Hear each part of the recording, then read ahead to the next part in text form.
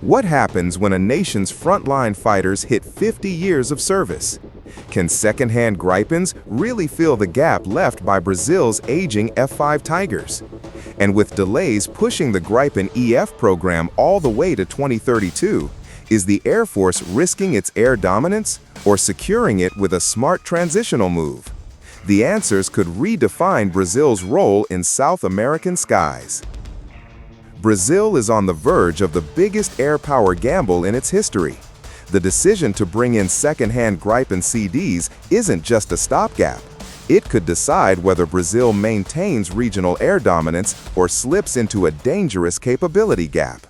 With delays pushing the Gripen EF to 2032, this temporary fix might actually be the Air Force's most critical move of the decade. Brazil's skies tell a story of endurance and urgency. For nearly half a century, the F-5 Tiger II has been the backbone of the Brazilian Air Force, upgraded, modernized, and stretched to its very limits.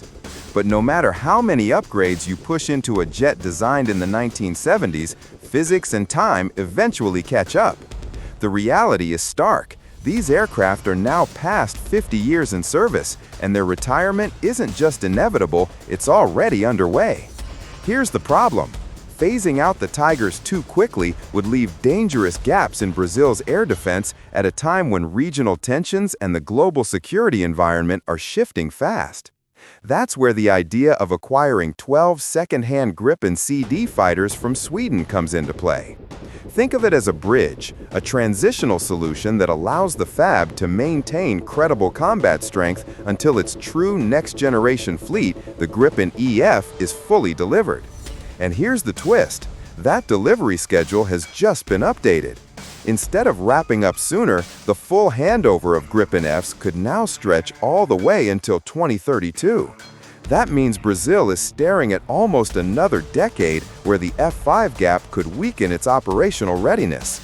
From my perspective, this move isn't just about jets, it's about buying time and security. Without these interim Gripens, the Air Force risks losing not just numbers, but deterrence power.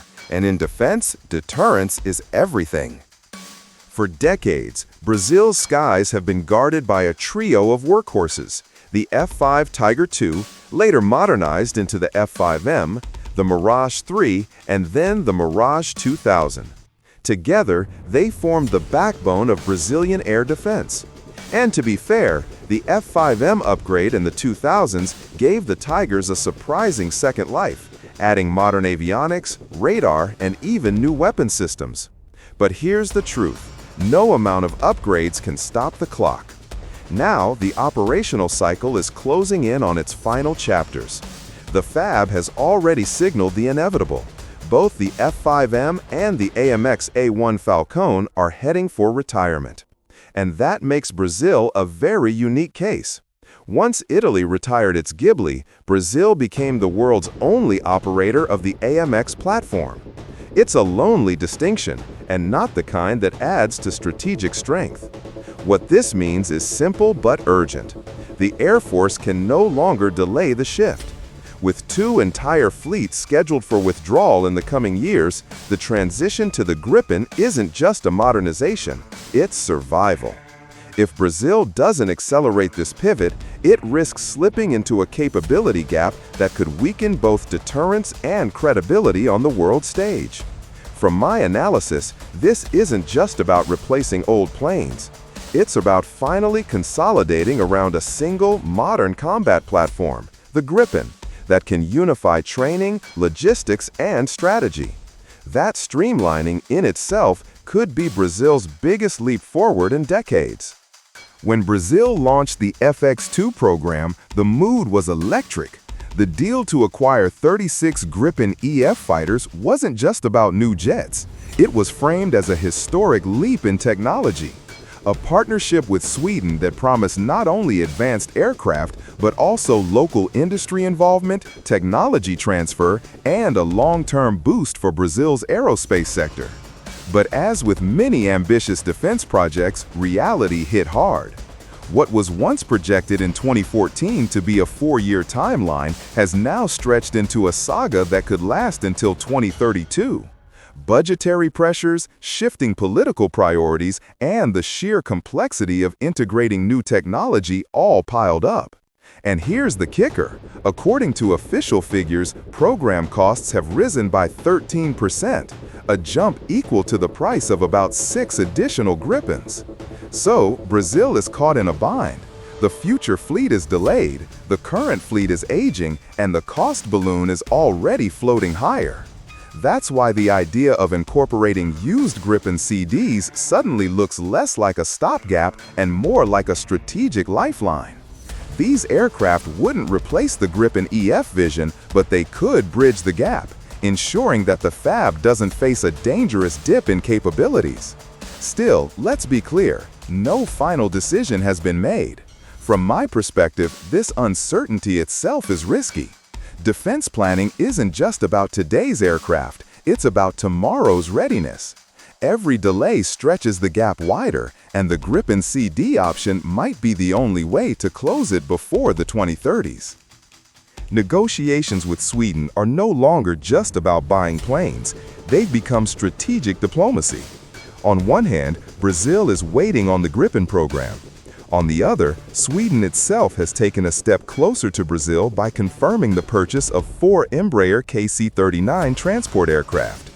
This isn't just a defense deal, it's a two-way partnership that strengthens industrial and military ties. At the same time, talks have quietly reopened around the idea of second-hand Gripen CDs for the fab. Why? Because this option lets Brazil expand its fleet now without pouring massive sums into immediate procurement. It's the classic balancing act. Keep capability strong while keeping budgets under control. And let's not forget, Brazil has done this before. Between 2006 and 2013, the Air Force operated a dozen second-hand Mirage 2000s acquired from France. Those jets weren't permanent solutions, but they filled a critical gap, defending the skies over central Brazil until new fighters were ready. Today, the same concern hangs over Brasilia, avoiding a prolonged capability gap. Because in South America's regional landscape, Brazil isn't just another air power. It's the one that wants to set the standard. If it lets its defenses slip, even temporarily, it risks losing that edge. From my perspective, this move isn't just about planes, it's about credibility. A strong Air Force tells allies and rivals alike that Brazil intends to stay on top of regional combat aviation. And in geopolitics, perception can be as powerful as reality. Despite the hurdles, tight budgets, logistical strains, and political delays, the Gripen EF stands as the crown jewel of Brazil's modernization plan. These aren't just new jets, they represent a qualitative leap in capability.